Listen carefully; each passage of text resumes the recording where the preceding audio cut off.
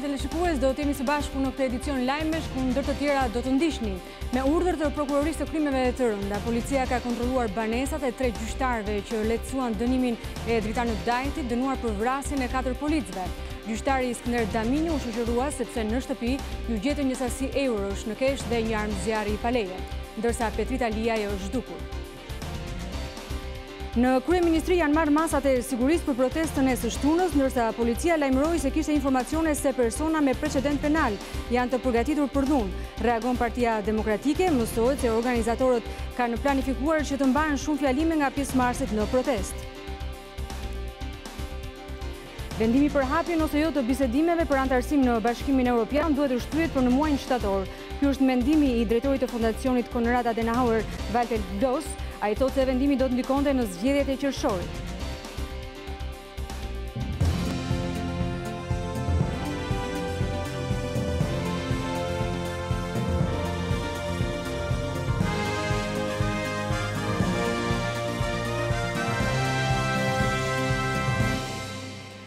Njojmë tani më gjërësisht. Me urdhër të prokurorisë të krimeve të rënda, policia ka kontrolluar banesat e 3 gjyqtarëve që lehtësuan dënimin e dritanit Dajtit dënuar për vrasjen e 4 policëve. Gjyqtari Skënder Damini u shoqërua sepse në shtëpi ju gjetën një sasi eurosh në kesh dhe një armë zjarri paleje. Në fakt, operacioni Forca e Ligjit kishte nisur të organizohej dhe ishte lajmëruar edhe nga ministri Leshaj pak ditë më parë. Ndjekim Anila Hoxhën. Në orën 7 të mëngjesit, policia e shtetit nisi kontrollet njëkohësisht në të gjitha shtëpitë e 3 gjyqtarëve, që me shumicë votash ulën burgimin e përjetshëm për dritan Dajtit, i shpallur fajtor me 25 vite burgim për vrasjen e 4 efektive të policisë. Përveç operacionalëve, kontrollet e banesave u mbështetën edhe nga forcat e ndërhyrjes së shpejtë. Ndodhemi në zonën e Farkës në banesën e gjyqtarit të apelit të Vlorës, Skënder Damini, pasi gjykata e krimeve të rënda ka urdhëruar dhe ka vendosur kontroll banese për të dhe për 2 gjyqtarë të tjerë, gjyqtarin Petrita Liaja dhe Alex Nikolli. Deri më tani, grupi operacional special ka gjetur në shtëpinë e gjyqtarit Skënder Damini 17.000 euro. Gjyqtari vazhdon të gjendet në shtëpi pasi po kryen veprimet e fundit hetimore. Në shoqërinë e avokatit të tij, gjyqtari i apelit u shoqërua për në drejtorinë e qarkut Tiranë. Ai doli nga shtëpia në heshtje. Nuk po e shoqëron njeri, po hyrë në makinë civile. Damini, një koment i duke për kontrollet. Çfarë gjet banesa? A ndaluar? Çfarë mase ka ndajuar? Si justifikon shumë euro që gjetën në banesën e klientit tuaj? Nuk e di, duhet ta justifikoj ai qendra. Në banesën e Skënder Daminit u gjetën edhe municione, shpjegon policia. Një ditë më parë, 2 prokurorët e krimeve të rënda, Donika Prela dhe Klodian Braho, siguruan një urdhër nga gjykata për t'u autorizuar mbi kontrollet. Një nga gjyqtarët e çështjes së Dajtit nuk është arritur të gjendet nga policia e shtetit, e cila po zbaton urdhrat e prokurorisë së krimeve të rënda. Ndjekim Mikel Marsin. Jemi në gjykatën e apelit në Vlorë, ku prej vite shërbenin 2 gjyqtarët, Skënder Damini dhe Petrita Liaja, që janë 2 nga gjyqtarët që vendosën 25 vjet burgim për vrasësin e 4 fish të policëve dritan Dajti. Shtëpitë e 2 gjyqtarëve kontrolluan gjatë saj të premte nga grupi operacional special. Gjykata e apelit Vlorë është e mbyllur dhe burimet na konfirmojnë se policia ende nuk ka kontrolluar edhe zyrat e tyre, të cilat duhet të hapen vetëm në pranitë të tyre ose të avokatëve. Për gjyqtarin Petrita Liaja, të afërm ti tregojnë se ai nuk gjendet në Saran, por është larguar drejt Gajsisë. Gjyqtari tjetër i apelit Vlorë, Skënder Damini, ka shtëpi edhe në Vlorë, e cila është kontrolluar nga forcat të shumta të policisë. Banesa ndodhet në zonën e ujit të ftohtë dhe kontrolli i tyre u krye në pranitë të djalit të gjyqtarit, në kohën që gjyqtari ndodhej në Tiranë në banesën tjetër. Që në orët e para të mëngjesit, policia dhe prokurorët e krimeve të rënda vijojnë kontrollet në banesën e gjykatësit Alex Nikolli në qytetin e Lezhës. Deri më tani, burime bëjnë me dije se gjykatësit Nikolli nuk është gjetur asgjë e paligjshme. Policia në këto momente sërish ndodhet në banesën e gjykatësit, por nuk dihen arsyet se përse po zgjasin kaq shumë verifikimet.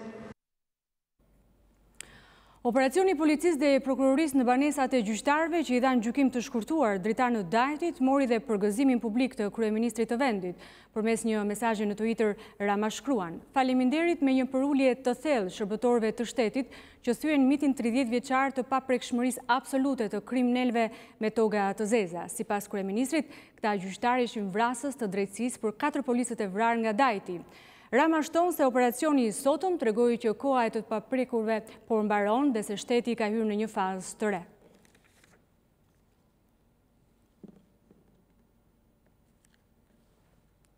Njoftojmë të nderuar teleshikues se kemi një lidhje direkte tani me gazetaren ton, Anila Hoxha, e cila është në lidhje direkte me avokatin e gjyqtarit. Anila, përshëndetje. Përshëndetje, Monika. Policia ka rikthyer në banesë gjyqtarin e apelit Vlorë Skënder Damini mbasi e ka marrë në pyetje në lidhje me shumën e vlerave monetare të konstatuara në banesën e tij këtu në Tirana. I ka thënë se shuma prej 17.000 euro i përket djalit të tij i cili ka statusin e biznesmenit, ndërsa konfirmohet se ndërkohë në shtëpinë e tij janë gjetur edhe 8 plumba Makarov. Ne gjendemi në zyrën e avokatit të gjyqtarit të apelit Skënder Damini, gjendemi me zotin Ferdinand Ndoja. Zotin Ndoja, pyetja e parë ime është si argumenton gjykata e krimeve të rënda vendimin e kontrollit në banesën e gjyqtarit Skënder Damini dhe e dyta për çfarë vepresh në hetim gjyqtari i apelit Vlorë? Sipas vendimit të marrë në datën 14/2/2019, gjykata e shkallës parë të krimeve të rënda ka vendosur që në banesën ndër të tjera, në banesën e Skënder Daminit, gjyqtar pranë gjykatës të apelit, të ushtrohet kontrolli i banesës, pasi siç thuhet në pjesën arsyetuese të këtij vendimi, rezulton që policia e shtetit, drejtoria e policisë, drejtoria e përgjithshme e policisë, ka dërguar një shkresë apo dhe informacion se ka dyshime që Skënder Damini ka dhënë vendimin në favor të dritandajtit duke pasur duke... Çfarë informacione është bëhet fjalë? Informacioni nga vendimi nuk del, është fare një vendim shumë i cekët. Aty është dhe një emër tjetër përveç edhe 3 emrave të gjyqtarëve. Emri tjetër është, me sa di unë, është avokat dhe mund të jetë edhe avokati i dritandajtit, nuk e di. Hetimet për çfarë vepre janë regjistruar? Janë regjistruar për sipas kësaj për korrupsion pasiv dhe aktiv. Ai ka favorizuar gjyqtari Skënder Damini dritandajtin, për sa kohë ka aplikuar gjykimin e shkurtuar? Gjykimi i shkurtuar nuk është favorizim që mund t'i ketë bërë gjyqtari dritandajtit. Ne akoma nuk kemi parë vendimin e arsyetuar nga kjo gjykat dhe madomendja që është shumë e shpejtuar dhe është një precedent shumë i rrezikshëm fakti që pa dalë vendimi, pa u lexuar ky vendim, pa kaluar në të gjitha shkallët e gjykimit, ndaj gjyqtarit bëhet kjo raprezalje, mund të them me plot gojën, dhe kjo është precedent i rrezikshëm, siç e thash, për faktin se të gjithë gjyqtarët sot janë të terrorizuar nga ky vendim. Çfarë hapash do ndërmerrni ju mbas të kontrollit të befasishëm në shtëpinë e gjyqtarit të apelit? Ne do presim me qetësi hetimet e kësaj çështje dhe më pas madomendja që Skënder Damini do ta kërkojë në rrugë ligjore të gjitha dëmin moral që i është shkaktuar mbi bazën. Kujt i përkisnin shumë vlerat monetare? Vlerat monetare janë të birit, djalit të tij, i cili merret me biznes, ka ca toka të marra me qira në fshatrat e Lushnjës dhe aty ka një fermë. Po, plumbat, fishekët? Fishekët kanë qenë të Skënder Daminit. Skënder Damini ka pasur leje për armë dhe ka pasur një armë Makarov, por medaljen e ligjit për armët e ka dorëzuar atë dhe normalisht ka harruar base është një arrest, sepse kjo u gjetë në për sirtare, në për Pyetja e fundit. A e ka zbardhur pjesën e vetë vendimit për dritandajtin e gjyqtarit? Jo, akoma nuk e ka zbardhur. Dhe këtu ka një pikërisht ende pa u zbardhur ky vendim, merren këto masa. Dhe ne sot nuk dim ky gjyqtar ka konflikt interesi për ta zbardhur këtë vendim apo jo, sepse do thotë mund dhe mos e zbardhë? Jo, unë nuk them që mund mos e zbardhë, sa për atë nuk ka asnjë, përveç se u bë ky kontroll banese dhe u mor si person në hetim, nuk ka asnjë mas sigurimi. Por fakti që ende nuk ka dalë vendimi dhe pikërisht për këtë vendim ndaj tij ka filluar çështja penale. Si mundet ky të vazhdojë të zbardhë këtë vendim? Faleminderit. Linja për ju. Anila, të falenderoj për këtë bashkëbisedim me avokatin e gjyqtarit Skënder Damini. Do të eci më tej. Në kryeministri janë marrë masat e sigurisë për protestën e ditës së shtunë, ndërsa policia lajmëroi se kishte informacione se persona me precedent penal janë të përgatitur për dhunë. Reagon Partia Demokratike. Mësohet se organizatorët kanë planifikuar që të mbahen shumë fjalime nga pjesëmarrësit në protestë. Është një ritual që përsëritet sa herë opozita proteston përpara kryeministrisë, kujdesi për të mbrojtur atë që njihet si streha e dritave në hyrje të godinës së Këshillit Ministrave. E enjtja në mbrëmje gjeti hyrjen e kryeministrisë me një mori punëtorësh, duke u marrë me izolimin e kësaj hapësire. Të njëjtat masa janë aplikuar edhe për një tjetër instalacion, atë të kërpullës që ndodhet në oborrin para kryeministrisë. Në fakt, këto janë të vetmet masa mbrojtëse të dukshme deri më tani në perimetrin e kryeministrisë. Për protestën e të shtunës, policia e shtetit thotë se është përballur me disa kërkesa të pamundura të Partisë Demokratike, ku njoftohet synimi për bllokuar rrugë apo mjedise të caktuara që janë me rëndësi të veçantë. Policia e shtetit shpreh edhe një tjetër shqetësim. Përveç deklaratave dhe retorikës së ndezur politike dhe thirrjeve për dhunë të artikuluara nga disa përfaqësues të politikës dhe medias, policia e shtetit ka administruar edhe informacione se persona të caktuar me rekorde kriminale apo të dënuar më parë për vepra të rënda penale, janë përgatitur për të ushtruar dhunë në protestën e datës 16 shkurt 2019 të organizuar nga Partia Demokratike. Reagoi pas kësaj deklarate të policisë Gazmend Bardhi, sekretari i përgjithshëm i Partisë Demokratike, duke akuzuar kryeministin Edi Rama si interesuar dhe i përgatitur për të ushtruar dhunë. Sharake, aqe dhe kriminale. Partia Demokratike nuk ka nxitur kurrë dhunë dhe as nuk ka patur në radhët e saj njerëz të krimit. Persona me rekorde kriminale nuk janë mes nesh, nuk janë mes protestuesve, po janë në qeveri dhe me qeverinë. Për sa i përket skenarit të protestës që nis në ora 11, burime nga selia blu bëjnë të ditur se nuk do të ketë fjalime politike nga eksponentë opozitës, por ata që do të flasin janë qytetarët. Kryeministria do të rrethohet, konfirmojnë burimet, ndërsa shtojnë se që ndresa do të zjasë.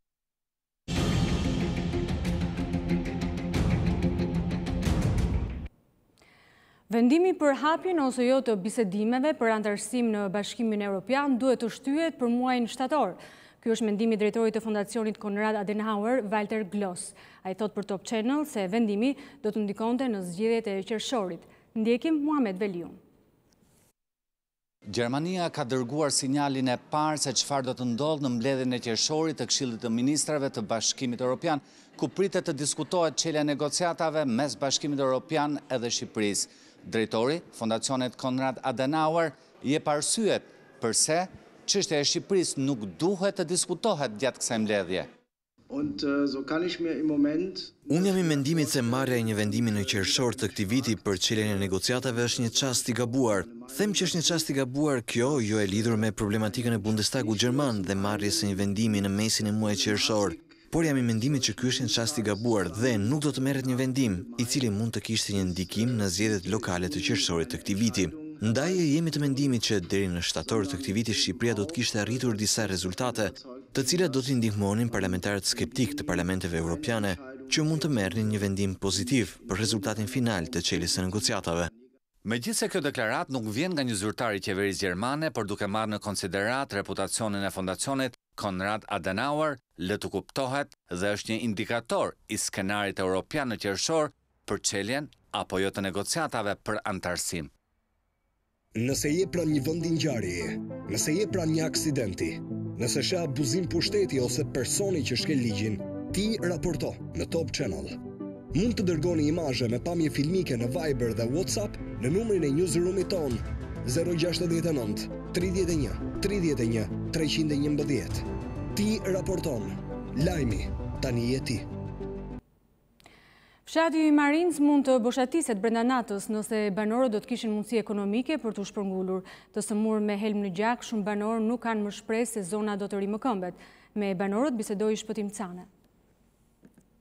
Nikolaj Gjata ka qenë naftëtar. Karboni në gjak sot nuk e ka vetëm si pasojë e punës në shpimin dhe përpunimin e naftës, por edhe sepse është thjesht banor i Marizës. Pjesa e madhe jam në karbon këtu fshatit tonë.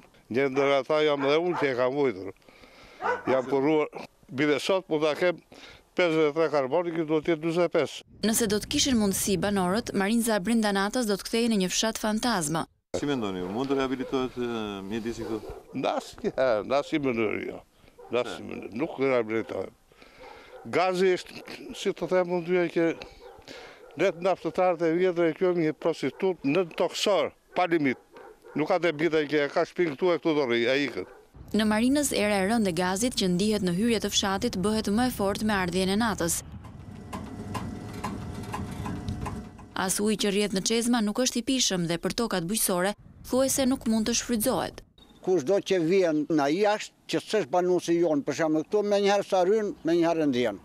Gazi digjet për jashtë, ata digjet sa pa dikur. Po këtu posoj gjysma e popullsisë kanë kaluar të tërë, janë të shtruar në spital me karbon gjak. Ky vend ku po merr këtu intervisti thonë që është zgavër poshtë, sipas studimeve që kanë bërë të huajt. Prodhimet bujqësore, po të shikosh të tëra që janë vendosur ndaj nga gazi, u kanë rënë gjethet. I kanë ngelu vetëm si shkop. Në Bulqiz ka fshatra pa qendra shëndetësore. Korrespondenti ynë Dëfrim Karaj na sjell kronikën në vazhdim. Rreth 1000 banor të fshatit Dushaj dhe Lepurak në Bulqiz udhtojnë disa kilometra për të bërë një gjilpër apo kontrollin më të thjeshtë mjekësor. Merr dal ki preja që kret, allësenjet, me shku tash në godër danit, nuk mund dale. I gjipsore më tepër e bujun që hes, para që është i smun. Shpin dushe në qyre, o një rrugë i smuni, ose në bëjë që nuk e efektin. Prej 2 vjetësh kjo qendër shëndetësore është mbyllur duke lënë pa shërbim fshatrat Dushaj dhe Lepurak. Ata që preken më shumë janë të moshuarit dhe fëmijët, të cilët duhet të udhtojnë drejt fush Bulqizës apo spitalit të Bulqizës. Që në 2003, kam fundur një vit, i vitë sa dhe në diçka tillë, edhe për jetë i vitë nuk ka fundur fasi në shëndetësore. Pra, dërshi, i fëmija ka ikë fare nga këtu. Kërkesh për halë gjithë që qemi, të hapet të qendra shëndetësore, qendra është e gatshme, është e bame, shpenzimet janë ba. Ka nevojë për një infirmiere. Jo, helmum të ble kokra. Atë s'ka dumë, atë pas s'ka dumë, atë në vehorës janë, atë afmet zogut. Gjatë dimrit fshatrat izolohen dhe marrja e ndihmës mjekësore bëhet e pamundur. Sot në shkollën Gustav Meyer në Tiranë protesta ishte e ndarë. Prindrit thanë se nuk do t'i çonin fëmijët në shkollë, por dhe ata janë të ndarë. Megjithatë të gjithë janë në një mendje që rindërtimi i shkollës duhet të shtyhet. Prindrit e fëmijëve të shkollës 9 vjeçare Gustav Meyer në Tiranë janë ndarë në 2 grupime. Një pjesë i ka sjellë sot fëmijët në shkollë, duke mos ju përgjigjur thirrjes për bojkot të procesit mësimor. Një pjesë tjetër nuk i kanë sjellë fëmijët. Këta të fundit i kërkojnë bashkisë shtyrjen e punimeve për rikonstruksionin e kësaj godine në një periudhë tjetër, me mbylljen e vitit shkollor. Rikonstruksioni përfshin që nga rregullimi i sistemit qendror të ngrohjes, të nyjeve sanitare, palestrës dhe hidroizolimi i terracës. Sa fëmijë keni që mësojnë këtu zonjë? Sa një përmbesa? 4. I keni sjell fëmijët? Jo, si kam sjell? Pse ta sjell? Çfarë bëjmë? Ne kemi paguar kurse. Kemi paguar fogonin, kemi paguar gjitha. Ema në punë. Më tha që hajde merr dosje këto kam asim më mbasin vajzës. Ni keni marr masat për zhvendosjen e fëmijëve? Asim mas do i marrim në shtëpi. Ne kam sjell fëmijë. Njëra parashkollor, njëra në klasë 3. Nuk i keni sjell sot në shkollë se po i mbani jashtë kangjëllave. Jo. Po çfarë po prisni këtu te shkolla? Po presim të bisedojmë me mësuesen çfarë do bëhet, çfarë do bëjmë për të anë. Tani në mes të dimrit, tani u kujtuan. Palestra është me ato hekrat e prishura edhe pikon ujë dhe sa herë që bie shiu duhet të detyrohemi të shkojmë në klasë. Po në klasë me çfarë ngroheni? Me një resistent që kam sjellur nga shtëpia. Kjo shkollë ka palestra 2 vjet paktën që manera të mbyt. Ka paktën 5 vjet që kam gosën timon këtu me rezistenca jonë. Kur u kujtuaj, tani u kujtu që u marrë ngrohja. Prindrit kanë afatë deri në 18 shkurt, pra ditën e hënë, për t'i dërguar fëmijët në 2 shkollat më të afërta dhe për ta zhvilluar procesin mësimor pasdite. Fëmijët e zonës së Sharrës pranë Tiranës nuk do të duhet të udhtojnë më drejt Tiranës për të ndjekur mësimin. Bashkia ka përfunduar rindërtimin e shkollës 9 vjeçare në këtë zonë. Fëmijët e zonës së Sharrës në kombinat nuk do të udhëtojnë më për të frekuentuar shkollën larg zonës së tyre të banimit. Bashkia e Tiranës ka rikonstruktuar shkollën 9 vjeçare Sharr. Se është e padobishme që një fëmijë kaloj 2 orë në furgon në mëngjes dhe 2 orë në furgon mbasdite vara vingo, qoftë në kombinat, qoftë për të zbritur më poshtë në Tiranë. Kështu që pasja një shkolle të mirë, mësuesve, profesorëve, edukatorëve të përkushtuar këtu, na ndihmon që fëmijët të hedhin rrënjë, aty ku kanë familjen, pra të vinë në këmbë. Velia i tha se investimet vijojnë si në qendër dhe në periferi. Shkolla e Sharrës ka të integruar edhe mjediset parashkollore dhe kjo ka qenë një kërkesë e kahershme e prindërve. Tirana vërtet është e madhe me 27 njësi administrative, po ndonjëherë harrojmë që Tirana nuk është vetëm pjesa urbane, janë 130 fshatra në Tiranë. Pra si Shara, janë dhe 129 tjerë. Ne kemi shkolla dhe në fshatin Shkallë, që është mbas Dajtit vetëm për 14 nxënës. Por gjithë filozofia, si e qeverisë, si e bashkisë, ka qenë ti çojmë shërbimet aty ku janë njerëzit. Velia i vlerësoi se Sharra ka ndryshuar shumë krahasuar me 4 vite më parë, fal investimeve që ka bërë Bashkia e Tiranës në këtë zonë.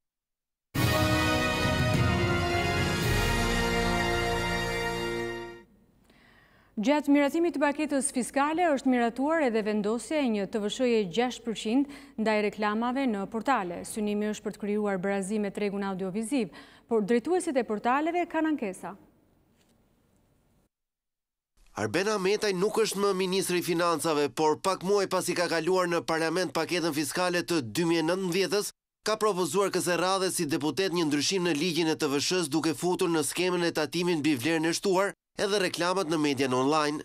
TVSH do të jetë reduktuar në nivelin 6% dhe sipas relacionit të paraqitur thuhet se kjo mas barazon taksimin me median audiovizive.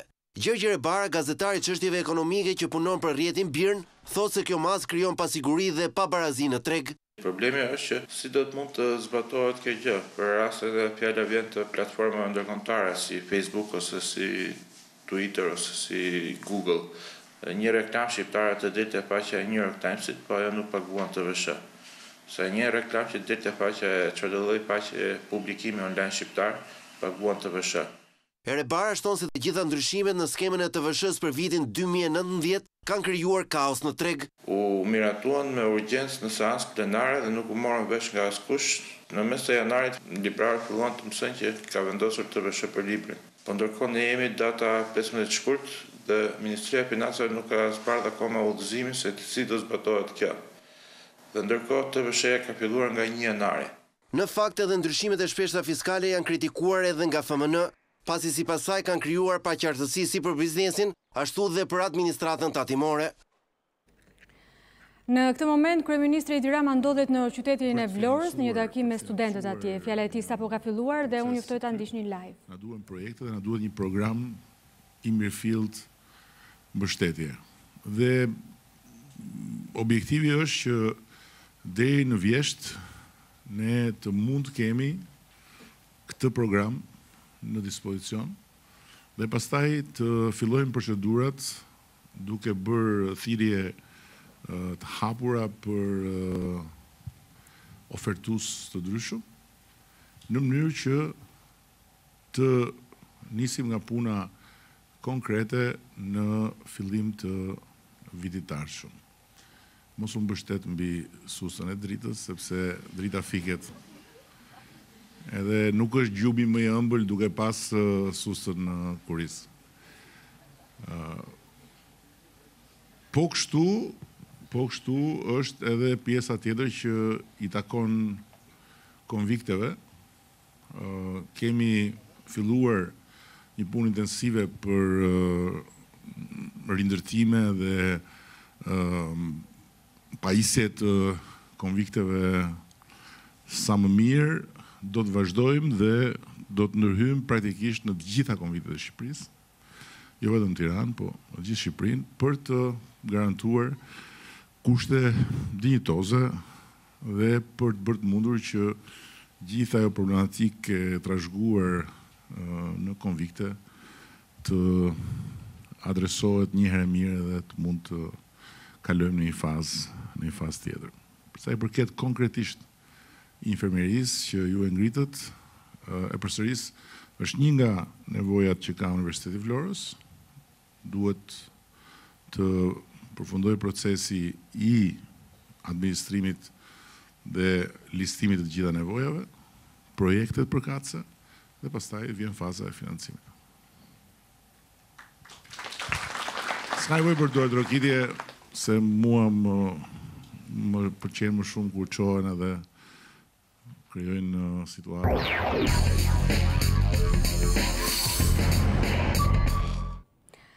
Agjencia e Lajmeve AFP ka realizuar një reportazh në Kosovë për liberalizimin e vizave që ende ky shtet nuk e ka përfituar. Në kafazin e vizave të Bashkimit Evropian, titullohet reportazhi me të rinj kosovar që nuk dalin dot aq lehtë nga vendi. Qytetarët e Kosovës gjithnjë më shumë shpenzojnë kohë, para dhe dokumenta për të siguruar një vizë për në Bashkimin Evropian. Një proces që nuk i nënshtrohet tashmë asnjë prej fqinjve të tyre ballkanik. Edhe pse ti e di që ke të gjithë dokumentet në rregull e dikush të kaftuar të luash diku, kur ulesh atje prej të ndjesh si një kriminal. Ti prit atje në radhë, ata thërrasin emrin dhe të thonë, prit atje, hajde këtu, kalo këndej dhe më pas të bëjnë pyetjet më të çuditshme, si përse nuk je e martuar, mendon të martohesh atje, kjo të bën të ndjehesh e ofenduar. Ata duan të pështërojnë, duan që ti të dekurajosh dhe të mos aplikosh më. Qëllimet e tyre janë që të pengojnë njëri pas tjetrit. Kjo është ajo që ne e quajmë fashizëm i zbutur. Në 2017 nga rreth 80.000 aplikime për viza udhëtimi në zonën Schengen, shkruan AFP, afro 18.000 u refuzuan. Aplikimet të suksesshme ose jo kushtojnë afro 100 euro, ose 1/3 e pagës mesatare mujore në Kosovë. Nëse dikush ka mbushur 18 vjeç dhe do të udhtoj për herë të parë, shko në Stamboll. Përse e bëni këtë? Përse i largoni qytetarët tuaj, njerëzit tuaj? 2 milion kosovar janë gjeografikisht në mes të Europës, kjo është e çuditshme. Shtatorin e kaluar, Parlamenti Evropian këshilloi heqjen e regjimit të vizave, duke thënë se Prishtina i ka plotësuar të gjitha kushtet, por vendet anëtare të bllokut që duhet të heqin kufizimet një nga një, duket se nuk e kanë me nxitim.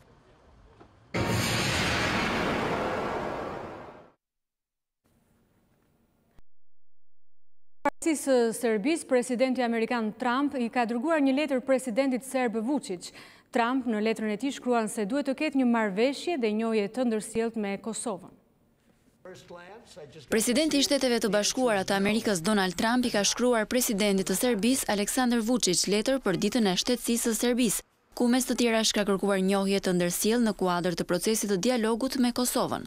Shtetet e Bashkuara mbeten të palëkundura në përkrahjen ndaj angazhimit tuaj për të thelluar bashkëpunimin rajonal dhe në veçanti për përpjekjet tuaja për normalizimin e marrëdhënieve me Kosovën, thuhet në letrën të cilën e ka publikuar presidenti Vučić në faqen zyrtare. Trump ka kërkuar nga palët Kosova dhe Serbia që të angazhohen për arritjen e një marrëveshje për normalizimin e marrëdhënieve. Ne besojmë që njohja e ndërsjellë duhet të jetë elementi qendror i një normalizimi të qëndrueshëm të marrëdhënieve. Një marrëveshje e tillë historike me njohjen e ndërsjellë në thelbin e saj do të ndërtonte rrugën që ka si qëllim integrimin evropian të Serbisë dhe rritjen ekonomike, thuhet në letrën e presidentit Trump. Fruthi është kthyer në një shqetësim serioz për Organizatën Botërore të Shëndetësisë. Rastet janë në rritje. Organizata Botërore e Shëndetësisë ka paralajmëruar se përpjekjet për të ndaluar përhapjen e fruthit po dështojnë me numrin e rasteve në të gjithë botën, që është rritur me thuajse 50% vitin e kaluar. Agjencia e Kombeve të Bashkuara për Shëndetin bazohet tek të dhënat paraprake, që tregojnë tendencën shqetësuese të rasteve të fruthit në nivel global, përfshi dhe vendet e pasura ku vaksinimi ka qenë historikisht në nivele të kënaqshme. Kur shifrat flasin për një rritje prej 50%-sh, është e thjeshtë të kuptohet se po ecim në drejtim të gabuar. Të dhënat tregojnë një rritje të qëndësishme të rasteve të fruthit dhe po e shohim këtë në të gjitha rajonet. Vendet kanë kohë deri në prill për të raportuar rastet e fruthit të regjistruara më 2018 në Organizatën Botërore të Shëndetit, por agjencia thotë se të dhënat e deri tanishme tregojnë se rreth 229.000 raste janë raportuar deri tani, krahasuar me 170.000 që ishte shifra e vitit 2017. Gjatë vitit të kaluar, sipas Organizatës Botërore të Shëndetësisë, fruthi ka marrë jetën rreth 136.000 personave në të gjithë botën. Edhe Shqipëria sipas të dhënave të OBSH-s ka një numër të konsiderueshëm rastesh fruthi, duke u renditur e nënta mes vendeve europiane me Ukrainën që kryeson në kontinent. Spanja do të shkojnë në zgjedhje më datën 28 prill, për shkak se qeveria socialiste që ka vetëm 8 muaj jetë, humbi mbështetjen e votave nga nacionalistët katalonas. Kryeministri spanjoll Pedro Sánchez ka thirrur zgjedhjet e parakohshme për më 28 prill, pasi deputetët nacionalistë të Katalonjës tërhoqën mbështetjen për buxhetin e qeverisë socialiste. Ju informoj se me fuqin që më zhdon si kryeministri i qeverisë spanjolle dhe pas diskutimeve të mëparshme në Këshillin e Ministrave, unë kam vendosur të shkruaj parlamentin dhe të thras zgjedhjet parlamentare më 28 prill. Kanë kaluar vetëm 8 muaj që kur Sanchez mori postin duke kryesuar një qeveri minorance të varur tek mbështetja e Katalonjës. Sondazhet e opinionit publik tregojnë se asnjë parti e vetme nuk do të mund të fitojë një mazhorancë të qartë, por konservatorët dhe partia e ekstremit të djathtë Vox pritet të arrijnë rezultate të mira. Kriza katalane së ndërkohë vazhdon.